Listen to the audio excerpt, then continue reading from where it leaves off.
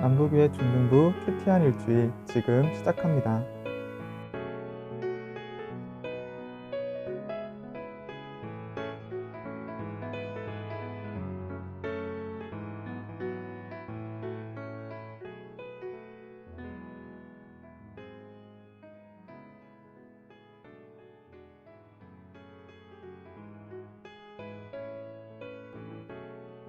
In Acts chapter 19, Paul left the synagogue in Ephesus. He withdrew all of the Christian disciples from the unbelieving synagogue, and he rented the lecture hall of Tyrannus in Ephesus, where he began holding daily meetings. Paul ministered daily in the lecture hall of Tyrannus for 2 years. Ephesus now became Paul's new base of ministry. The city of Ephesus was a major hub city for business, and so many business people were continually coming and going from Ephesus. As a result of Paul's daily ministry in the lecture hall of Tyrannus, everyone who lived in Asia Minor heard the message of the gospel, both Jews and Gentiles. Paul's 3-year stay in Ephesus overall would become his longest stay in any city throughout his ministry. Consequently, Ephesus would go on to become a new Christian center for Gentile mission, second in importance to that of Antioch in Syria. This would also become one of Paul's most fruitful seasons of ministry. Paul himself wrote about this season of increase to his friends in Corinth in 1 Corinthians chapter 16, verse 9, where he writes, "For a great and effective door has opened to me, and there are many adversaries." So even though Paul had serious spiritual opposition, he also recognized the strategic spiritual open door in Ephesus, and he thanked God for it. Also during this time, a young man named Epaphras most likely attended one of Paul's meetings in the lecture hall in Tyrannus, and as a result became a believer in Jesus. Epaphras would become a close friend and ministry associate of Paul's. Paul mentions Epaphras on 3 separate occasions in Scripture. Epaphras was from the nearby city of Colossae, and he would later return to Colossae and pioneer a church plant there. Paul never visited Colossae, which was about 120 miles east of Ephesus. In his letter to the Colossians, Paul twice mentions their church founder, Epaphras, as our dear fellow servant, who is a faithful minister of Christ on your behalf. Paul also mentions Epaphras in his personal letter to Philemon, who was also a resident of Colossae and a fellow member of the church there. Epaphras would also go on to evangelize the nearby cities of Laodicea and Hierapolis. In addition to the cities of Ephesus and Laodicea, it's also very likely that the other 5 churches of Asia Minor that are mentioned in the book of Revelation were also founded during this time. This was therefore a very effective season of ministry for Paul, both in Ephesus and throughout all of Asia Minor. It was a fruitful season, not only in numerical increase of individual believers in new churches, but also in terms of signs, wonders, and miracles. Luke writes that God worked unusual miracles by the hands of Paul. We read that handkerchiefs and aprons were brought from Paul's body to the sick. When the handkerchiefs and aprons, which had touched Paul, touched the sick person, the diseases left them and they were healed. In other cases, such prayer cloths were laid upon people who were oppressed with evil spirits, and the demons went out of them, and the people were delivered. Notice how Luke writes, God worked these miracles. In other words, the source of these miracles is God, not Paul. God worked these unusual miracles, but he nevertheless performed them by the hands of Paul. In other words, God uses faithful, submitted servants of God to do his extraordinary works. 영상을 통해 본 것처럼 에베소에서 바울의 사역은 많은 결실을 맺었습니다. 그것은 다른 도시에서 전도를 할 때보다 바울이 더 좋은 설교와 활동을 했기 때문이 아닙니다. 바울이 행했던 놀라운 사역과 능력의 근원은 오로지 하나님께 있었기 때문입니다. 예수님께서는 제자들에게 이렇게 말씀하셨습니다.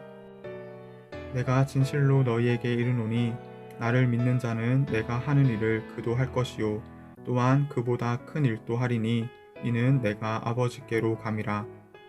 이 땅에 오셔서 하나님 나라의 복음을 전하셨던 예수님의 사명은 제자들인 우리에게 맡겨졌습니다. 예수님께서 부활하시고 하나님 곁으로 가시기 전 또 이렇게 말씀하십니다. 그러므로 너희는 가서 모든 민족을 제자로 삼아 아버지와 아들과 성령의 이름으로 세례를 베풀고 내가 너희에게 분부한 모든 것을 가르쳐 지키게 하라. 볼지어다 내가 세상 끝날까지 너희와 항상 함께 있으리라 하시니라.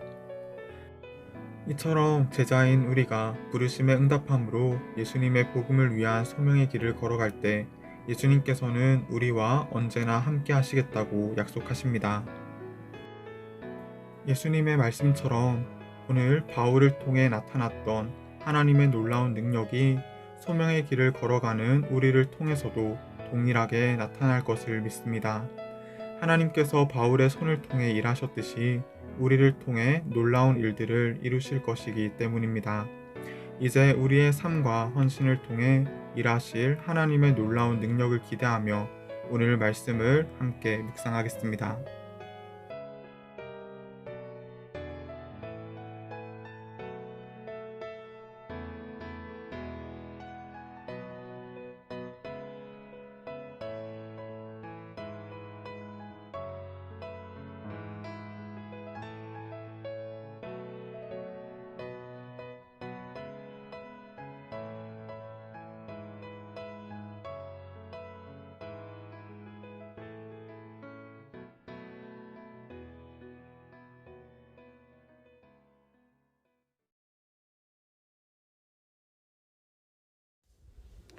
사도행전 19장 1절에서 20절.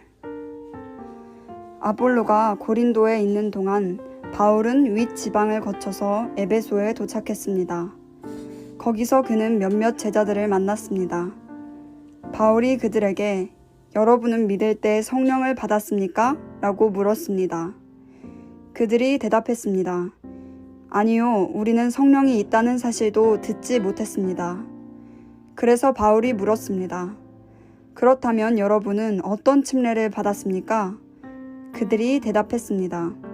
요한의 침례입니다. 바울이 말했습니다. 요한의 침례는 회개의 침례입니다.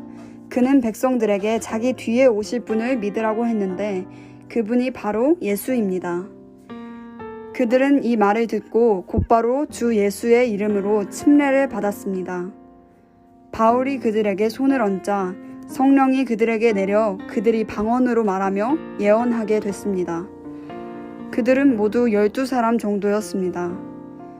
바울이 회당으로 들어가 석 달 동안 담대하게 말하며 하나님 나라에 대해 강론하고 설득했는데 그 가운데 몇 사람은 마음이 완고해져 믿기를 거부하고 공공연하게 그 가르침을 비방했습니다.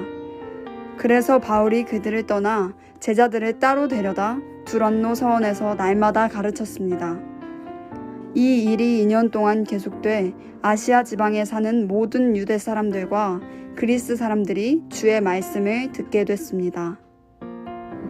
하나님께서는 바울의 손을 통해 특별한 기적을 일으키셨습니다. 바울의 몸에 닿은 손수건이나 앞치마를 가져다 환자들에게 대기만 하면 그들의 병이 낫고 악한 영들이 떠나갔습니다. 사방을 돌아다니며 귀신을 쫓아내는 유대 사람들 가운데 어떤 이들도 주 예수의 이름으로 악한 영들을 쫓아내려고 했습니다. 그들은 바울이 전파하는 예수를 힘입어 내가 너희에게 명령한다 라고 말했습니다. 유대 사람 대제사장 스게와의 7 아들들도 이런 일을 했습니다. 그러자 그 악한 영이 그들에게 대답했습니다. 내가 예수를 알고 바울도 안다. 그런데 너희는 누구냐? 그러고는 그 악한 영에 빠진 사람이 그들에게 달려들어 그들 전부를 힘으로 눌러 이겼습니다. 그러자 그들이 발가벗긴 채 피를 흘리며 집 밖으로 도망쳐 나왔습니다.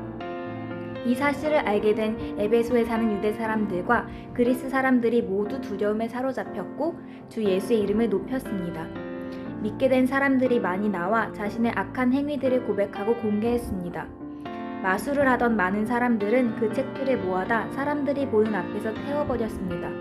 그들이 그 마술책들의 값을 매겨보니 모두 5만 드라크마 정도가 됐습니다. 이렇게 해서 주의 말씀은 점점 힘있게 퍼져나갔습니다. 아멘. 남부교회 중등부의 목소리로 듣는 스테이 오디오북 잘 들으셨나요? 이제 말씀을 묵상하고 기도하는 시간입니다. 묵상과 기도가 끝나면 신앙일기를 꼭 작성해 주세요. 오늘도 하나님의 은혜가 남부교회 중등부 모두에게 가득하기를 바랍니다.